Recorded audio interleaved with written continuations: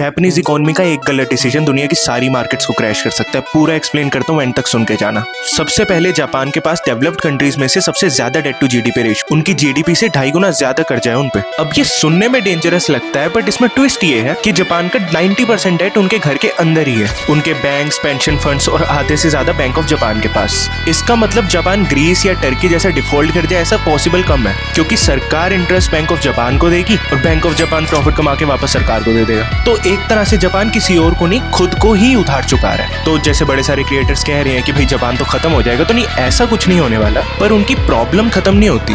Japan का असली issue है पॉलिसी का टग ऑफ वॉर, कि इन्फ्लेशन बढ़ रही है तो इंटरेस्ट रेट महंगे करो, पर इंटरेस्ट रेट बढ़े तो बैंक्स और पेंशन फंड्स के पास वो जो पुराने सस्ते रेट्स वाले बॉन्ड पड़े हैं तो उनकी वैल्यू कम हो जाएगी। और ऊपर से जापान की सरकार ने 21 ट्रिलियन येन का स्टिमुलस पैकेज अनाउंस कर दिया इकोनॉमी की ग्रोथ को पुश करने के लिए। मतलब सिस्टम को रिवाइव करने के लिए और पैसा चाहिए, उसके लिए इन्हें और बॉन्ड्स इशू करने पड़ेंगे, और वो करे तो इंटरेस्ट रेट्स बढ़ जाएंगे। तो ये है जापान का इकोनॉमिक बैलेंसिंग एक्ट। और अगर इस बैलेंसिंग एक्ट में एक भी गड़बड़ हुई तो पूरी दुनिया की मार्केट हिल जाएंगी, क्योंकि सालों से लोग जापान के चीप इंटरेस्ट रेट्स से पैसे लेकर दुनिया भर की मार्केट्स में, यूएस ट्रेजरीज में और स्टॉक मार्केट्स में लगा रहे थे। और अगर इन सब के बीच में येन अप्रिशिएट हो गया तो सब लोग अपने फॉरेन शेयर्स, यूएस ट्रेजरीज वगैरह बेच के सारे पैसे वापस येन में कन्वर्ट करा के जापान भेज देंगे। और इसको कहते हैं कैरी ट्रेड्स की अनवाइंडिंग। तो इसमें जापान कोलैप्स तो नहीं होगा, लेकिन मार्केट्स को शॉक जरूर लग सकता है, बड़ा खतरनाक वाला। लेकिन इसमें जापान की अपनी प्रॉब्लम्स है, वो तो खत्म ही नहीं होती। उनकी एजिंग पॉपुलेशन, कम डिमांड, श्रिंकिंग वर्कफोर्स, ये उनके असली चैलेंजेस हैं। तो यहाँ से अब उनकी हर एक मूव मैटर करती है।